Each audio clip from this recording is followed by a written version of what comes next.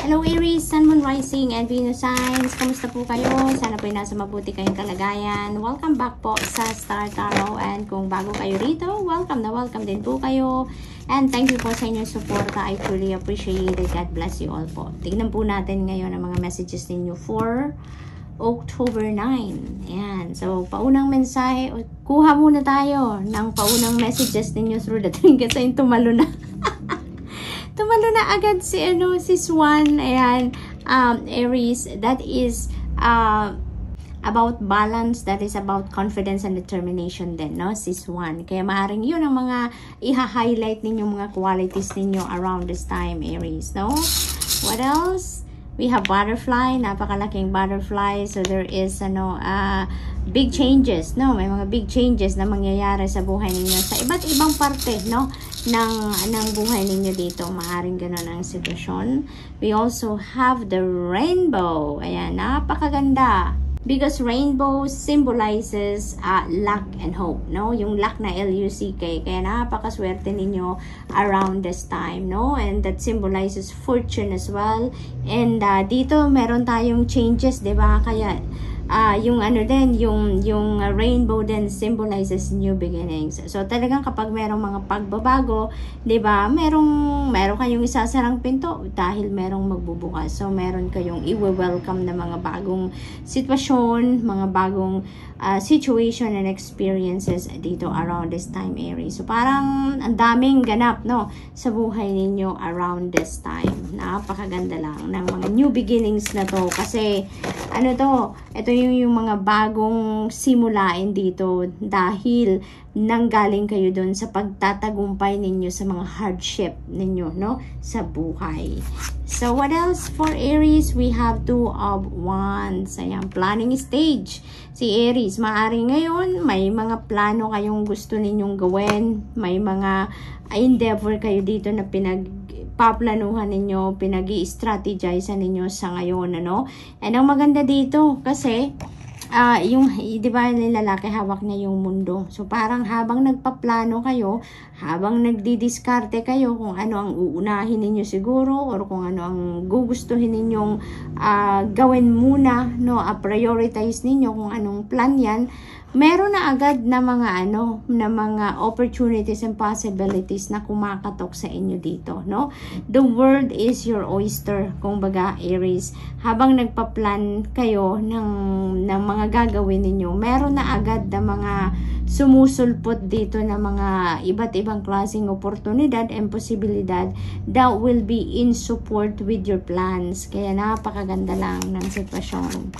We have Ace of Swords. Ayan. So, nagko-coincide ang mensahe ni Ace of Swords dito sa symbolism ni Rainbow. Kasi si Rainbow, there is new beginning, no? And Ace of Swords is also a new beginning energy.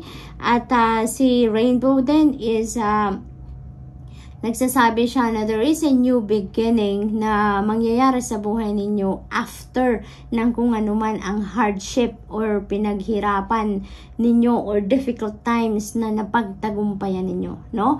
Kaya merong bagong simula dito, ganun din si Ace of Swords, no? Parang halos parehas ang message nila sa iyo ngayon, Aries, na there are going to be new epiphanies, there are new inspiration, there is new ideas dito that are coming in na maaaring siya ang magiging dahilan or magiging susi para mapagtagumpayan ninyo kung ano man ang difficult or challenging situation na pinagdadaanan ng iba sa inyo dito, Aries.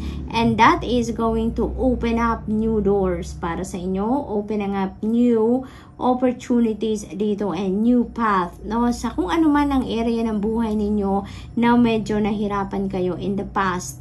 Masusolusyonan ninyo yan and there is new beginning, no, sa area din na yan. So that's really beautiful, beautiful. So we also have King of Swords. Ayan, you are getting the clarity that you need. Maaaring ang problema din ng iba sa inyo dito sa pagpaplano din ninyo, ano, Maaring, when are you going to start this new endeavor? How are you going to start? So, maaring yun din ang mga iniisip pa ninyo. At medyo yun ang area na medyo naguguluhan siguro kayo, no? But with the energy of King of Swords, you are getting the clarity that you need, no? Diyan sa pagpaplano ninyo. Makukuha at makukuha ninyo dyan ang direction kung ano nga ba ang kukunin ninyo, alin nga bang path ang tatakakin ninyo, alin nga ba ang uunahin ninyo, yung mga ganon. Maybe some of you, makakatulong sa inyo ang pakikipag-usap or pagkonsulta, no, sa mga professionals. Depende sa inyong sitwasyon, kung anumang klaseng endeavor ang iniisip ninyo, anong department, kumbaga, no. If you feel like makakatulong sa inyo na kumuha kayo ng professional advice or opinion, then go for it, Aries. Kasi maaring yung mga taong yan na kukonsultahin ninyo, yun talaga ang makakabigay sa inyo ng clear direction kung ano ang dapat ninyong unahin, kung ano ang dapat ninyong i-prioritize dito, no? So, good luck, and that's all I have for you for today. I hope nakatulong ang mga mensaheng ito in some way. Thank you for watching. Love and light. Namaste. Hello Leo, Sun, Moon, Rising, and Venus signs. Kamusta po kayo? Sana po yung nasa mabuti kayong kalagayan. Welcome back po sa Star Tarot. Kung bago po kayo rito, welcome din po kayo. And thank you po sa inyong suporta. I truly appreciate it. God bless you all. Tignan po natin ang mga messages ninyo for today, October 9. Unahin muna natin ang mga messages from the trinkets. We have the Swan. Ayan. So, Swan is about balance, confidence, and determination, yung mga ganon. So, maaring yun ang mga qualities ninyo na iha-highlight ninyo around this time, no? Sa mga, kung ano man ang ginagawa ninyo sa ngayon. We have letter Y. Ayan. So, letter Y, this could be your initials, Leo, or maaring initials yan ng mga tao na you are going to deal with around this time. We have the Zebra. Ayan, another determination, energy, and communication. So, maaaring yun ang magiging key ng inyong mga tagumpay sa ngayon. Yung effective communication, clear communication ninyo sa mga tao dito. And feeling ko dito, no, you will be really 100% determined kung ano man ang gusto ninyong i-push, no, na plano ngayon, no, maaring talagang you are going to be laser focused and determined to go for it, Leo. So, which is really beautiful, no? What else? We have Six of Swords. Ayan. So, this is moving on energy, Leo. Moving on energy. Parang kayo dito, meron kayong sitwasyon dito na maaring panggagalingan na medyo unhealthy, no? Unhealthy situation, toxic situation. Maaring ang iba sa inyo dito, that is relationship, no? Maaring that is a person that you are going to leave. Maaring yan ay trabaho, career, maaring ganon, no? It's no longer sa inyo, it's no longer for your highest good, no? It's no longer supporting your best interest, kaya it's time for you to go, no? Talagang iiwanan nyo na ang sitwasyon na yan. You are going to choose yourself dito, your safety, your happiness, your peace, no? Kaya you are living kung ano man ang sitwasyon na yan na hindi na healthy para sa inyo. There is also dito, relocation, no? For some of you, talagang you're going to leave the situation physically, no? At maglilipat kayo dito ng tirahan, maglilipat kayo dito ng place of residence, place of work, yung mga ganon. This could also be travel, no? Na maaari din na hindi related sa ganitong sitwasyon, ang sitwasyon ng iba sa inyo dito, Leo. And maybe there is a travel, no? Travel plans, or maaring paalis na kayo, talaga maaring ganon na maaring ang ninyo, sitwasyon ng iba naman sa inyo dito is yung travel ninyo maybe related to relocation din, maaring related to migration, related sa pagtatrabaho sa ibang bansa, maaring ganon. So, good luck.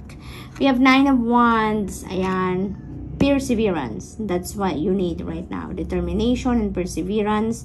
No, Leo. Kasi kung ano man, Leo, dito ang pinagsisikapan ninyong maabot na goal ninyo, rest assured that you are going to achieve that. Ma-accomplish ninyo yan. No? Wag lang kayong sumuko. Kasi maaaring ang iba sa inyo dito naboboard na, kakahintay, napapagod na siguro kasi you've come this far na.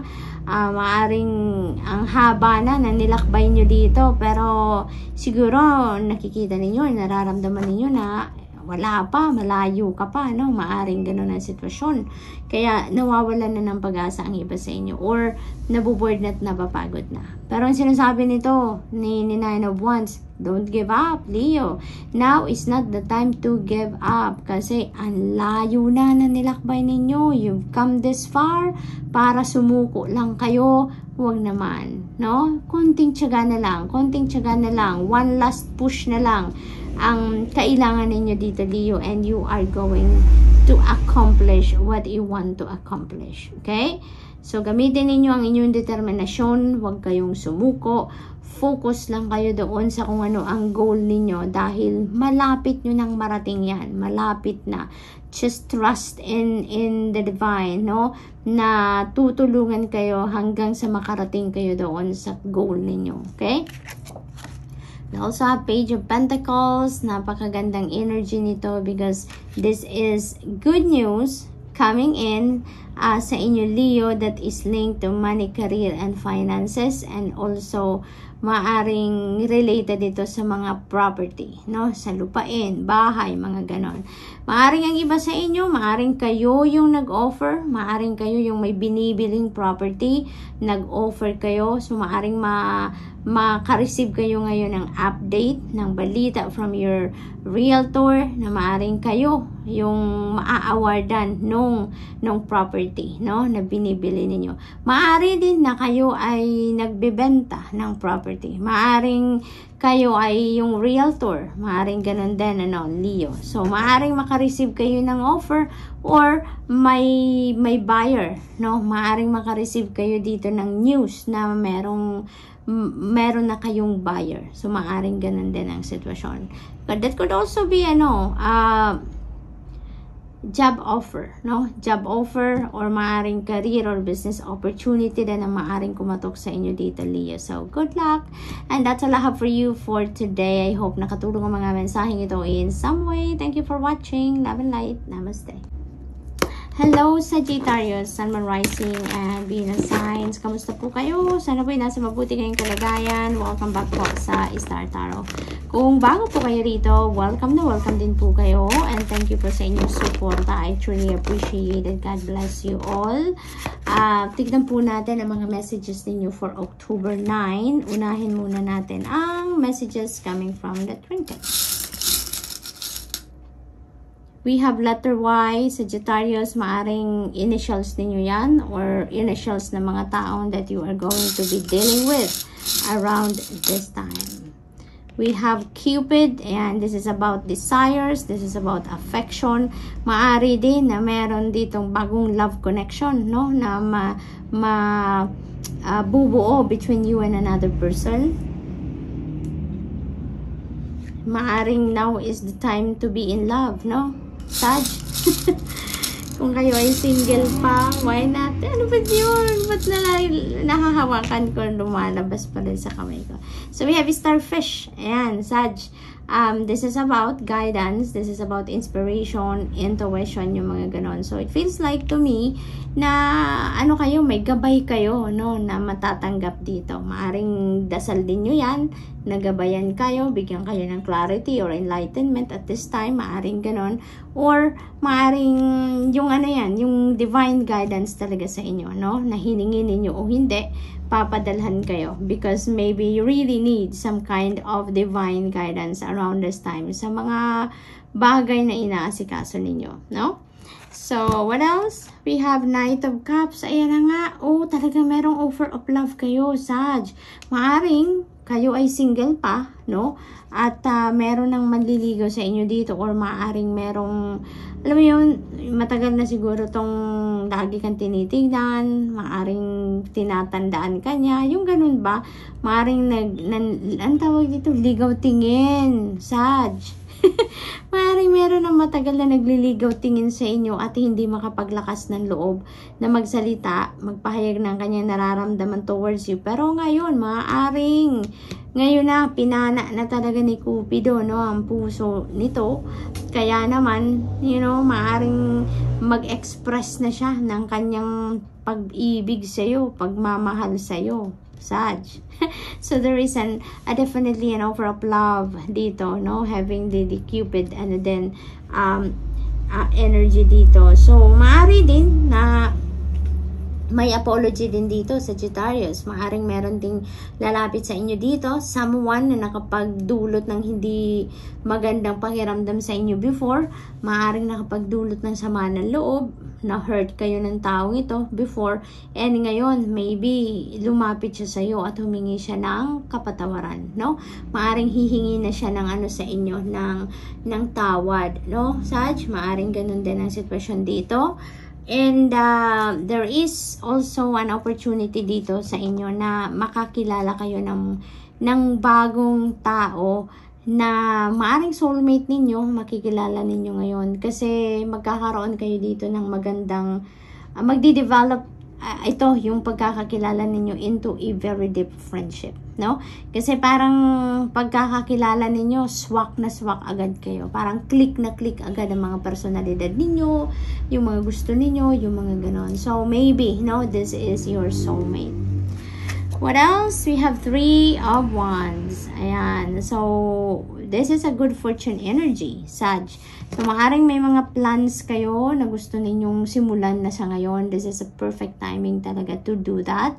Kasi 3 of Wands is a good fortune energy. So, siswertehin kayo dito, no? Kung ano man ang gagawin ninyo dito ay maaari talagang maging successful yan, no? Some of you may be waiting for something, Sag. Maaaring naghihintay na kayo ng dito, ng ang pick up ko dito, naghihintay ng eroplano. Siguro lilipad kayo ngayon. Maaaring may travel abroad ang iba sa inyo dito, no? Maaaring long distance travel ito. Maaaring naghihintay na lang kayo ng flight niyo. Maaaring magmamigrate na siguro kayo. Maaaring magtatrabaho kayo sa ibang bansa and you're about to leave, no? Maaaring naghihintay na nga kayo ng ninyo, ng plane ninyo, ng flight ninyo dito, Sagittarius. So good luck. What else? We have 4 of Pentacles. Ayan. So this is about money, no? Manage your money wisely. Yun ang parang panawagan nito sa inyo dito, Sagittarius. Maaaring ang iba sa inyo also kailangan siguro na magkaroon ng budget plan, no? Nang sa gayon, mamomonitor ninyo ang pag-manage ninyo ng pera, saan pumupunta yung pera ninyo, saan dapat pumunta, yung mga ganun ba, no? Parang may schedule, no, of payments, kung baga, no, para alam ninyo kung saan ninyo i-allocate ang pera siguro, yung mga ganun. And may nakikita din ako dito na maaring ang iba sa inyo is talagang save, no, ng pera ninyo. Parang walang balance siguro, no? It feels like to me na this is asking for balance for some of you, Sag, kasi maaring ang iba nagsisave lang ng nagsisave at maaring may mga ibang kailang paggagastusan na yung parang alam mo yun, nahihirapan kang lagyan ng pera kung ano man ang kailangan ninyong paggagastusan because maaaring gusto nyo mag-itabi lang ang pera. So, maaaring may mga ganon. Parang kaya sinasabi dito sa inyo na manage your money wisely nang sa gayon na meron kayong savings, meron kayong panggastos, expenses ninyo for daily, yung mga pangangailangan ninyo sa araw-araw, yung mga ganon ba? Para pag may budget plan din kasi kayo, makikita din ninyo, 'di ba? Kung saan napupunta ang inyong pera. Nakikita ninyo kung saan ninyo kailangang ilagay ang pera ninyo. Ano ang paghahati-hati, 'di ba? Depende din sa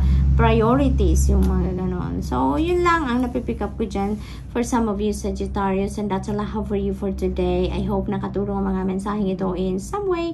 Thank you for watching. Love and light. Namaste.